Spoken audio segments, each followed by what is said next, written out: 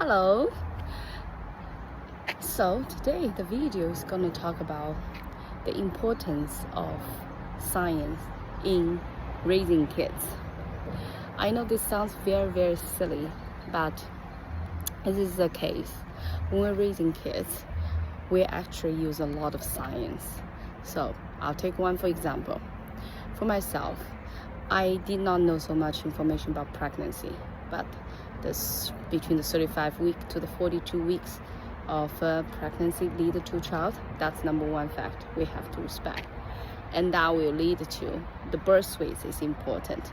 Why the birth weight is important? Well, birth weight will result into their biology ability to absorb, digest the breast milk, and to grow well for their hearing, the vision, and the most important, their spine. So that's some basic science. And then come to use the science for, I think another very important thing is in the habit forming. I like to use a word called momentum. I love to use the momentum. When my children learn to ride the bike, I told them we gotta use momentum. Means when the bike is fast, you don't pause. You actually use the momentum to go uphill. You use your momentum once the bike get going, you keep going. You can slow down, but you don't stop, because as a stop will lead to another big effort of pedaling to get it going. That's use of momentum. Also use momentum about when you have a good habit, such as how you write, how you eat, how you clean up.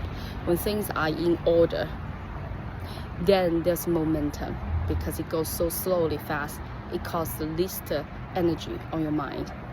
And I notice how big obstacle is when they don't have the momentum. Like my son, my daughter are very different on following the orders. And this is come to something about using the science about psychology. Where I like Montessori, because Montessori actually studied a lot about psychology, about how children think, how they perceive the world. And so if you're interested, we can talk more about this Montessori. And another thing we use a lot of this is some science in raising kids. And then also come to the nutrition.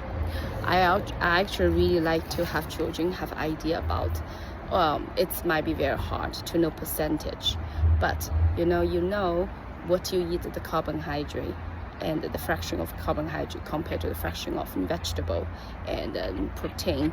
I like to use that as kind of stack of the pink towels for Montessori. Your carbohydrate is this much quantity, and then your vegetable maybe it's the second one for the cube, the bottom cube, the second bottom cube, like that. However, when I notice when my son is going through the age about gaining muscles very quick, and I noticed there's some body shape. So when the body shape, such as he start to gain some fat, which will result into his less mobile, or he's not as fast in some sports. So I needed to start to help him. By starting to help him, it's not just pushing him to do more exercise, but first I gotta change the diet. So instead of making the bottom cube carbohydrate, I'm trying to let him to know one meal would be no carbohydrate, and they just try to digest on vegetable protein, see how the body works. I believe body will have a feeling about, hey, this feels really good, and your psychology, your mind will crave less for the thing. So it's very important to know whether it's something your body needs or it's just your mind is craving. So having one meal out of three being no carbohydrate really give you a chance to reevaluate the importance of carbohydrate in your diet. And that significantly helped. Within 1 month, I just saw him, the tummy almost gone, and he just so much more muscle. I have to say the change on him, the speed of change on him was very shocking, and the process was very smooth and happy. It resulted to he's more confident. So this is some use of the science in the raising kids. Routine, it's very important. We really respect the body clock. Actually, the recent articles even tell more about why the routine is important is when your body follows certain routine, your body actually are able to produce some great oxytocins. Those things make you really content. So also before, for biology, was not my big subject. Nothing to do with my career. It's not what I majored in college.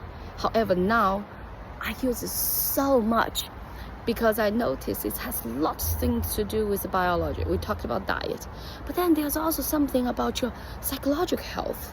How some people can be very calm, happy and positive all the time, like me. I don't consume alcohol. I barely consume coffee. I only consume water, sometimes milk. So, however, why is this important? It's because actually our body does not require that much extra beverage. So having the water, because one time we saw the museum, our body is made of 85% of the blood. It's all liquid. That just shocked me out to know how important is this water. So this is another thing about the science, is knowing this will let me be very motivated to keep reminding. Actually, that's one thing I nag way more than anything else for my kids is drink water, drink water, drink water. I would actually give my daughter, a very young one, say maybe drink 20 times. Maybe my son will use quantity big bottle. Then I notice this won't work because it takes forever. So what I do, I told them that, okay, just drink until I hear you burp. And that one time drinking will result into he has way less leg pain when he's sleeping. Result to she much more hydrated, and then so he doesn't need to drink so much water when they sleep, which will lead to wet the bed. So respecting the science about the composition of our bodies from the liquid will lead to so many behavior change. And when they drink a lot of water, I also notice when they're dry. Unfortunately, when you don't have enough water, it can lead to you even have some special stones, or your annex can have pain. You lead to surgery, such as need to be cut off. It can lead to a lot of complicated things. For example, small thing for my daughter is when it's not enough water, she feels dry, nose will be bleeding. So this science momentum, bodies need a lot of liquid, not alcohol, not milk, not juice, liquid, water. And then use momentum, respect the body clock so the body can produce more oxygen, not just, all this simple science.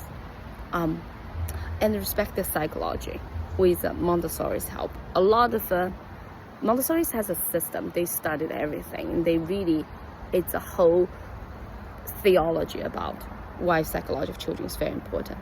So this is something I want to share with you today, called Science in Raising Kids. Bye. See you next time.